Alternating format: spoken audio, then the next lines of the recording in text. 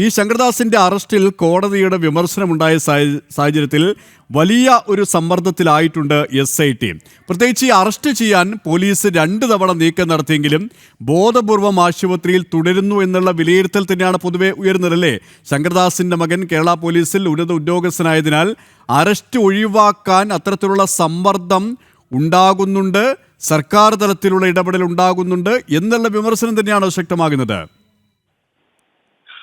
സുരേഷ്, ഇതിൽ പ്രധാനമായും ചൂണ്ടിക്കാണിക്കാനുള്ളത് ശങ്കർദാസിന്റെ അറസ്റ്റ് ഒഴിവാക്കാനുള്ള എല്ലാ ശ്രമങ്ങളും നടക്കുന്നു എന്നത് തന്നെയാണ്. പ്രത്യേകിച്ചും കേരള പോലീസിലെ ഏറ്റവും ഉന്നത സ്ഥാനത്തിരിക്കുന്ന ഒരു വ്യക്തിയാണ്. അദ്ദേഹത്തിന്റെ മകൻ DIG റാങ്കിലിരിക്കുന്ന ഒരു വ്യക്തിയാണ്. അതുകൊണ്ട് തന്നെ അറസ്റ്റ് ഒഴിവാക്കാനുള്ള നീക്കം നടക്കുന്നു എന്നതിനും അപ്പുറത്തേക്ക് മുഖ്യമന്ത്രിയുമായി വളരെ അടുപ്പം പുലർത്തുന്ന അടുത്ത ബന്ധു കൂടി അദ്ദേഹത്തിനുണ്ട്. KP ശങ്കർദാസിനുണ്ട് എന്നതും ഏറ്റവും പ്രധാനപ്പെട്ട ഒരു കാര്യമാണ്. കാരണം മുഖ്യമന്ത്രി പലപ്പോഴും അദ്ദേഹത്തിന്റെ വീട്ടിൽ പോകാറുണ്ട്. ആ രീതിയിൽ ആതിഥ്യം അരുളുന്ന ഒരു കക്ഷി കൂടിയാണ് നിലവിൽ ഈ ശങ്കർദാസിന്റെ ഏറ്റവും അടുത്ത ബന്ധു. അതാരാണെന്ന് പൊതുസമൂഹത്തിന് വളരെ വ്യക്തമായി അറിയാവുന്ന ആളാണ്.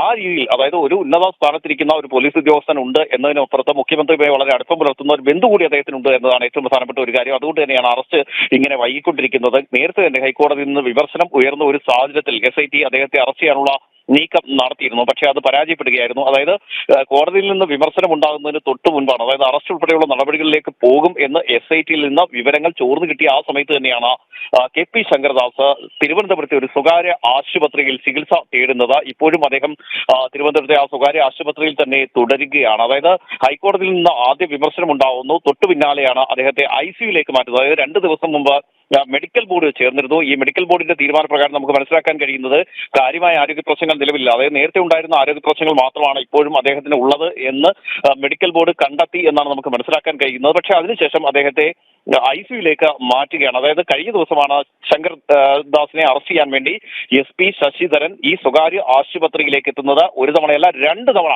അദ്ദേഹം ഈ സ്വകാര്യ ആശുപത്രിയിലേക്ക് എത്തി അറസ്റ്റ് രേഖപ്പെടുത്താനുള്ള നടപടികളുമായാണ് അദ്ദേഹം എത്തിയത്.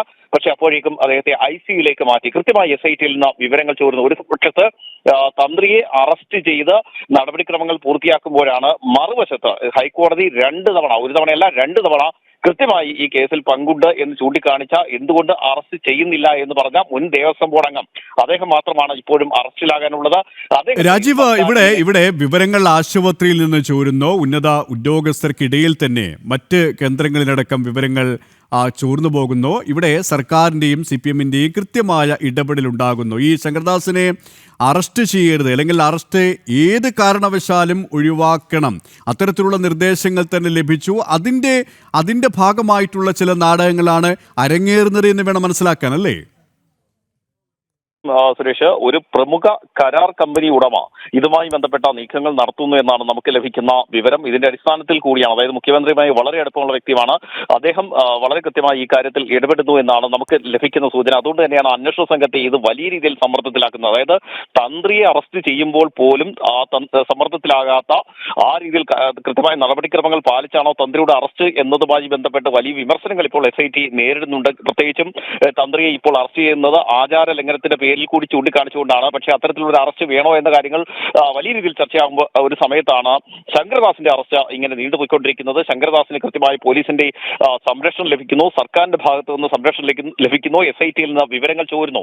ഇതിന്റെ അടിസ്ഥാനത്തിൽ അദ്ദേഹം ഒരു സ്വകാര്യ ആശുപത്രിയിൽ ചികിത്സ തേടുന്നു. ഹൈക്കോടതിയും ചോദിച്ചിരിക്കുന്നത് അത് തന്നെയാണ്.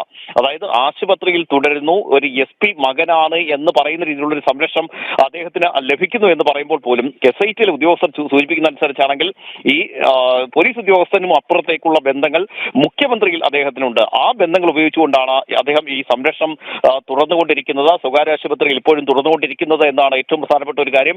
ഏതായാലും അദ്ദേഹത്തിനെ അറസ്റ്റ് ചെയ്യാനുള്ള നീക്കങ്ങൾ പോലീസിന്റെ ഭാഗത്തുനിന്ന് ഉണ്ടായി എന്നത് സത്യം തന്നെയാണ്. കാരണം നമ്മൾ ഈ സ്വകാര്യ ആശുപത്രിയുമായി ബന്ധപ്പെട്ട് വിവരങ്ങൾ ശേഖരിച്ചപ്പോൾ കഴിഞ്ഞ ദിവസം 2 തവണ അവിടേക്ക് ഈ SITയുടെ ചുമതലയുള്ള SP ശശിധരൻ എത്തിയിരുന്നു. അപ്പോൾ അദ്ദേഹം ICUയിലാണ് എന്ന വിവരമാണ് ലഭിച്ചത്. അതിന്റെ അടിസ്ഥാനത്തിൽ അദ്ദേഹം മടങ്ങുകയായിരുന്നു. ഇനി ഏറ്റവും പ്രധാനപ്പെട്ട മറ്റൊരു കാര്യമുള്ളതെന്ന് പറയുന്നത്, അദ്ദേഹത്തെ അറസ്റ്റ് ചെയ്യാനുള്ള ധൈര്യം കേരള പോലീസിൽ നിലവിലുള്ള കീഴുദ്യോഗസ്ഥർക്ക് ഇല്ല എന്നതാണ്. SP ശശിധരൻ 2 തവണ എത്തിയെന്ന് പറയുമ്പോൾ പോലും ഈ SITയിലുള്ള മറ്റു ഉദ്യോഗസ്ഥർക്ക് അദ്ദേഹത്തെ അറസ്റ്റ് ചെയ്യാനുള്ള ധൈര്യമില്ല. ഈ SP-ക്കൊപ്പം പോകാനുള്ള ധൈര്യം പോലും ഇല്ലാത്ത ഒരു അവസ്ഥയിലാണ് SIT എന്നാണ് നമുക്കിപ്പോൾ തുറന്നു പറയേണ്ടി വരുന്നത്. തീർച്ചയായും ഈ തുറന്നു പറയേണ്ടി വരുന്നു എന്ന് പറയുമ്പോൾ കൃത്യമായ വിവരങ്ങളുടെ അടിസ്ഥാനത്തിൽ തന്നെയാണ് തുറന്നു പറയുന്നത്. പക്ഷേ രാജീവ്, ഇപ്പോൾ കോടതിയുടെ ഇടപെടൽ ഉണ്ടായിരിക്കുന്നു, കോടതിയുടെ വിമർശനം ഉണ്ടായിരിക്കുന്നു. ഇനി SITക്ക് അത് ഏത് ഉദ്യോഗസ്ഥനായി കഴിഞ്ഞാലും മാറി നിൽക്കാൻ കഴിയുമോ?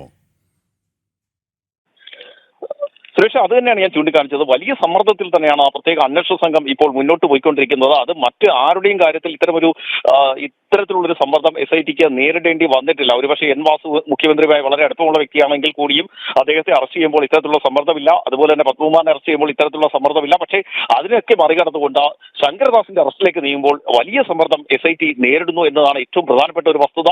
ആ സമ്മർദ്ദം കൊണ്ട് തന്നെയാണ് നിലവിൽ ഈ അറസ്റ്റ് വൈകിക്കൊണ്ടിരിക്കുന്നത്. പല തവണയായി അദ്ദേഹത്തെ അറസ്റ്റ് ചെയ്യാനുള്ള എല്ലാ നീക്കങ്ങളും പ്രത്യേക അന്വേഷണ സംഘം നടത്തുമ്പോൾ പോലും ഉദ്യോഗസ്ഥരുടെ ഭാഗത്തു നിന്ന് വിവരങ്ങൾ ചോരുന്നു. കൃത്യമായി വിവരങ്ങൾ അവിടെ ലഭിക്കുന്നുണ്ട്. അതിന്റെ അടിസ്ഥാനത്തിൽ കൂടിയാണ് അദ്ദേഹം സ്വകാര്യ ആശുപത്രിയിൽ ഇങ്ങനെ തുറന്നുകൊണ്ടിരിക്കുന്നത്. സുരേഷ്.